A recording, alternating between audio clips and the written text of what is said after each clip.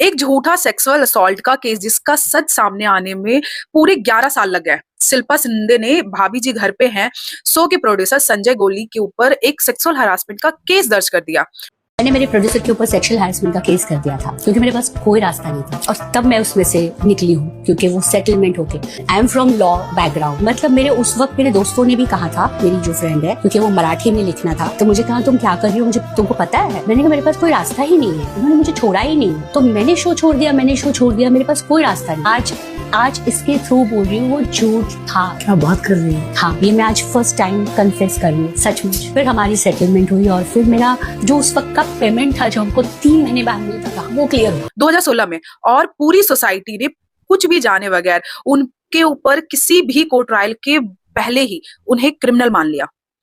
फिर शिल्पा ने भारती सिंह के पॉडकास्ट पे एक्सेप्ट कर लिया कि वो झूठा केस था। उन्होंने कहा कि उनका पेमेंट फंसा हुआ था और उनको कॉर्नर किया जा रहा था। पुलिस ने कहा कि अगर एफआईआर करनी है तो कुछ बहुत गंदा लिखना पड़ेगा, तो उन्होंने ये लिख दिया। जस्ट इमेजिन, सिर्फ पैसे निकालने के लिए किसी की कैरेक्टर पे इतना गंदा इल्जाम लगाना, सिर्फ एक झूठ की वजह से।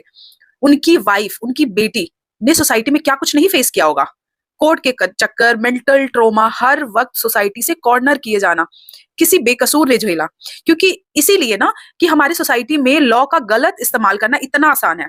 शिल्पा शिंदे ने तो सच बोल के अपना मन हल्का कर लिया, लेकिन उस बंदे ने जो इस केस की वजह से अपना रिस्पेक्ट खोया, उसका जवाब कौन देगा? क्या इस तरीके की झूठे केस करने वालों के ऊपर भी कोई केस होना चाहिए, कोई एक्शन लेना चाहिए? आप अपनी राय कमेंट में जरूर बताएं।